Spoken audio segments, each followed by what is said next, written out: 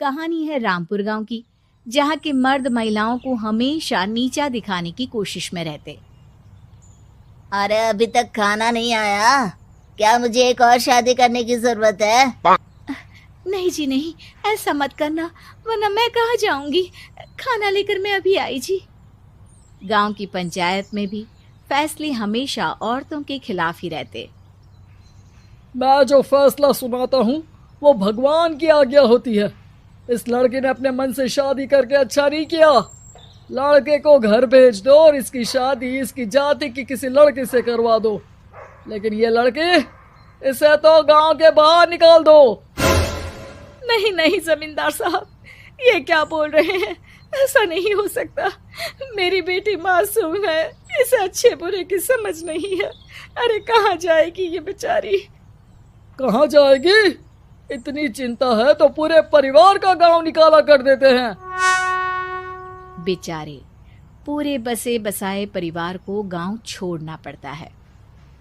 चाहे जो हो, अगर बेटियों को कंट्रोल नहीं कर सकते तो गांव में रहने का कोई मतलब नहीं है। यहाँ औरतों को दब कर रहना होगा। कोई भी अपने हिसाब से कुछ नहीं कर सकता, सब ईश्वर की मर्जी से ही होगा। तभी गांव का एक आदमी दौड़ा दौड़ा आता है। सरपंच साहब, जमींदार साहब, वो कालिया है ना, उसकी बेटी पढ़ने के लिए शहर जा रही है। अच्छा, ये कब हो गया? और कालिया की हिम्मत कैसे हो गई ऐसा करने की? लेकर आओ उसे और उसकी बेटी को। बस फिर क्या था, हाजिर हो जाते हैं कालिया और उसकी बेटी सरपंच के सामने। और कालिया, ये क्या सुनने में आ रहा है? बेटी को इंजीनियर बना रहा है तू? और ये बता, गांव में तो स्कूल नहीं है, फिर कहां से इतनी क्लास पास कर गई तेरी बेटी? राधा, जो कि कालिया की बेटी है, उसे लगता है कि सरपंच उसकी तारीफ कर रहे हैं। सरपंच जी, मैंने ऑनलाइन पढ़ाई की है, डिस्टेंस लर्निंग से। सभी में मैंने अच्छे नंबर पाए हैं, जिसे देखते हुए शहर की इंजीनियरिंग कॉलेज में मुझे स्कॉलरशिप मिली है। वाह जी वाह, क्या होती है ये? पहले तो ये बताओ, फिर आगे की बात करते हैं। पूरा गांव राधा की बात सुन रहा था और राधा बोलती जा रही थी। तो ऐसे मैं फ्री में एक अच्छी शिक्षा लेकर गांव में जो कुछ परेशानियां हैं, जैसे बिजली, पानी और इंटरनेट जैसी समस्याओं के लिए काम करूंगी। मैं गांव को शहर से जोड़ने के लिए पुल का निर्माण करवाने का प्रस्ताव रखूंगी। मुझे पूरी उम्मीद है कि जल्द ही हमारा गांव भी तरक्की की राह पर चल पड़ेगा। राधा की बात सुनकर सारे गांव वाले ताली बजाने लगते हैं। सरपंच को समझ नहीं आता कि वो क्या करे। चुप रह नादान लड़की, गांव के खिलाफ जाने के लिए तुझे गांव से बेदखल कर दिया जाएगा, वो भी पूरे परिवार के साथ। और हाँ, अगर ठीक से गांव में रहना चाहती है तो ये पढ़ाई लिखाई छोड़ दे। हम तेरे लिए गांव का कोई होनहार लड़का देखेंगे। तभी गांव का एक आदमी बोल पड़ता है। अरे नहीं नहीं सरपंच जी, राधा बिटिया जो बता रही है, अगर वैसा हो जाए तो हम लोगों को पैसा कमाने के लिए बाहर नहीं जाना पड़ेगा। हाँ जी, और ना ही कोसों दूर पानी के लिए भटकना पड़ेगा। हमारे बच्चे भी अच्छी पढ़ाई कर सकेंगे और आगे बढ़ेंगे, ना कि हमारी तरह खेती करते बैठेंगे। क्यों गांव वालों, राधा बिटिया का साथ देना चाहिए ना। सरपंच देखता है कि गांव राधा के साथ है तो वो चुप हो जाता है। वो घर आकर अपने सलाहकार से बात करता है, जो बहुत ही चालाक किस्म का इंसान होता है। अरे सरपंच साहब, आपको बहुत ही होशियारी से काम लेना पड़ेगा। एक बार गांव तरक्की कर गया, यहाँ के बालक पढ़ लिए तो कोई ना पूछेगा आपको। और फिर ये जो बेटा और बेटी है ना आपके, इनको भी आम लोगों की तरह ही जीवन जीना होगा। हाँ, लेकिन करे तो क्या करे? वो ना आप मुझ पर छोड़ दीजिए, बस मैं जैसा बोलूं करते जाइए।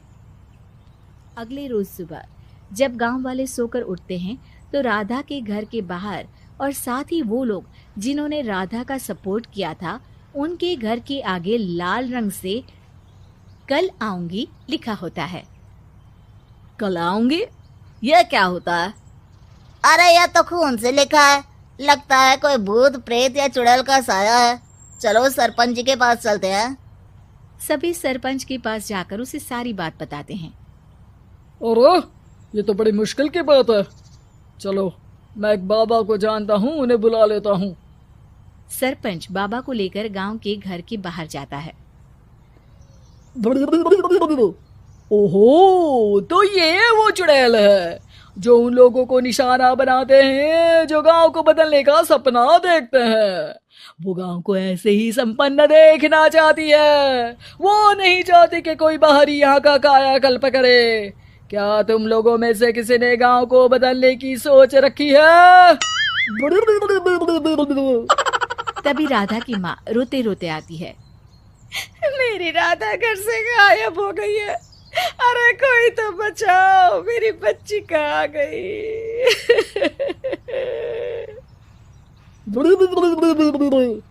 ले गई वो चुड़ैल, तेरी बच्ची को ले गई। अब वो उसे श्रापित करके छोड़ेगी, उस पर चुड़ैल का साया हो जाएगा। तभी बुरी सी हालत में राधा भी वहां आ जाती है। उसके बाल चुड़ैल की तरह फैले होते हैं और कपड़ों में खून लगा होता है। सभी राधा को देखकर डर जाते हैं। माँ, पता नहीं मुझे कौन उठा कर ले गया था। अरे दूर दूर हो जा चुड़ैल, अब हम लोग इस गांव में नहीं रुकेंगे। अरे कैसी बातें कर रहे हैं आप? कल तो आप मेरे भरोसे गांव का हुलिया बदलने, अपने बच्चों को पढ़ाने और तरक्की उन्नति की बात कर रहे थे, तो आज क्या हो गया आपको? ये फिर तुम लोगों को बहकाएगी। ये चुड़ैल गांव में आ चुकी है, ऐसे ही ये तुम्हारे घर के बच्चों को भी ले जाएगी। गांव वाले राधा को गांव से बाहर निकाल देते हैं। उसके माँ बाप रोते रहते हैं, लेकिन गांव वाले नहीं मानते। मैं भी अपनी बहन के साथ गांव के बाहर रहूंगा, लेकिन वो पढ़ाई नहीं छोड़ेगी। वहीं सरपंच के घर पर सलाहकार कहता है। देखा, सांप भी मर गया और लाठी भी नहीं टूटी। लेकिन अगले ही दिन सरपंच के घर के बाहर भी वही शब्द लिखे होते हैं। और फिर सरपंच की बीवी कहती है, हमारी बेटी को किसी ने अगवा कर लिया है। तभी राधा का भाई वहां आ जाता है। अरे गांव वालों, मैंने सरपंच जी की बेटी को देखा था। वो चुड़ैल उसे उठाकर ले जा रही थी। अरे क्या मजाक कर रहे हो? नहीं नहीं सरपंच जी, आप नहीं जानते। वो चुड़ैल अब आपकी बेटी में आ जाएगी, जैसे राधा के अंदर आ गई थी। तभी सरपंच की बेटी वैसी ही हालत में वहां आती है जैसे राधा आई थी।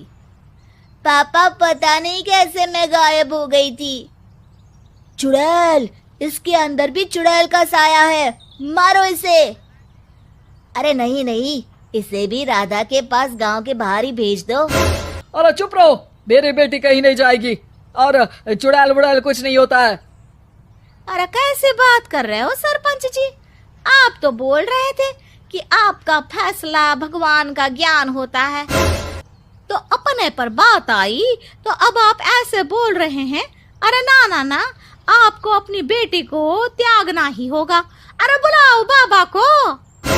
राधा का भाई बाबा को ले आता है, जिसे अब गांव वालों के डर के कारण सच बोलना पड़ता है। मैं कोई बाबा नहीं हूँ, मैं तो मोची था। ये सलाहकार महोदय ने मुझे कहा था एक्टिंग करने को। अब वो मुझे पैसे देने वाले हैं। अब मुझे माफ कर दो। गलती हो गई, मुझे माफ कर दो। तभी वहां राधा आ जाती है। देखा सरपंच जी, जब गांव के बच्चे साक्षर होंगे तो आप जैसे लोगों की चालाकी नहीं चलेगी।